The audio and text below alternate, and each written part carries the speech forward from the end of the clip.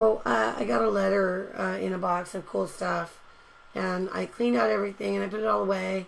And then I went back in for more, and I found this at the bottom of this box, and it was just given to me recently by my friend Sarah from the Neighbors in Need Food Bank. And then you open the letter, it says, "Shilo, I forgot to record the poet's name. Amazing, it will turn up." So we'll find out who wrote this poem. It's a poem about kindness. But first I want to say, be like God, but don't worship yourself. That is the key to living a Christ-like Muslim life. So, Christians for Muslims, Jews for Jesus. Let's do this thing together. Okay, Baptists for life. Okay, Baptists, we're going to love up Jimmy Carter now. All right, and I need you to pray for me because I really don't want to stop the stream just yet. It always gives me these really hard questions. Do I want to stop the stream? God, no, I never want to stop the stream when I'm talking to God. From my lips to God's ears, I pray to God. Here's a poem for prayers to God from the atheist in the foxhole. Kindness, Hacksaw Ridge. Watch that movie, you'll understand me better. Then watch Full Metal Jacket, and then you'll get the other end of that bookend. So show your war face. Kindness. Before you know what kindness really is, you must lose things. Feel the future dissolve in a moment like salt in a weakened broth. What you held in your hand, what you counted and carefully saved, all this must go. So you know how desolate the landscape can be between the regions of kindness.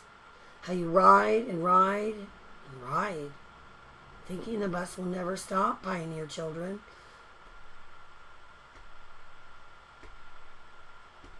Sing as you walk and walk and walk. The passengers eating maize and chicken will stare out the window forever. Before you learn the tender gravity of kindness, you must travel where the Indian in a white poncho lies dead by the side of the road. And you must see how this could be you. How this East Indian was someone who journeyed through the night with plans and the simple breath that kept him alive. He was in a hurry. This East Indian, this lovely being from another country.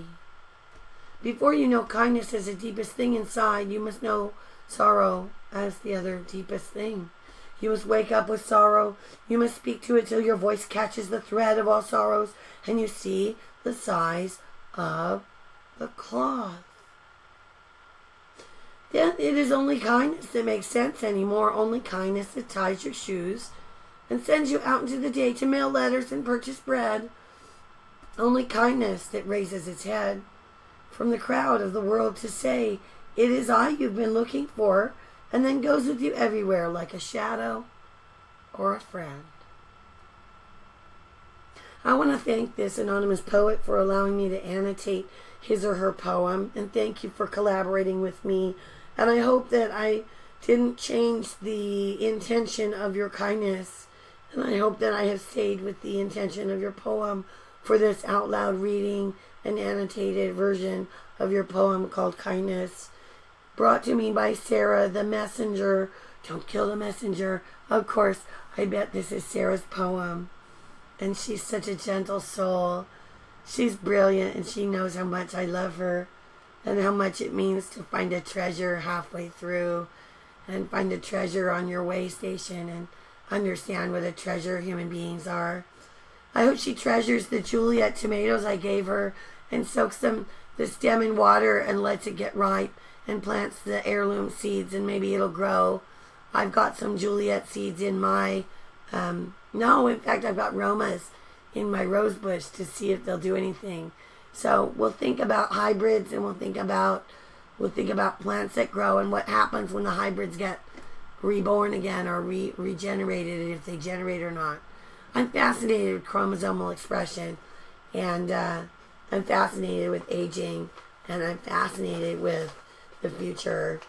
So I bid you again, be like God, but don't worship yourself. Let others tell others how much they love you, and then it comes back. And then what do? Because the turn of my tongue is the jewels from my lips, And one of us has donkey tails on her hips. And one of us has a donkey tail from her forehead. And one of us speaks well and the other speaks horrid. Thank you. The little girl with the little curl right in the middle of her forehead wants to say night-night, throwing you another bottle with a note in it to my islands in the stream. Eventually someone will get a word upstream, and then we won't suffer as much. We're going to go out and stop our suffering today, and we're going to go out and put our hands to work. So we're ready to work, and we're going to volunteer. This is our mission, to coexist. You're listening to Apostate Radio, Cognitive Dissident, the podcast.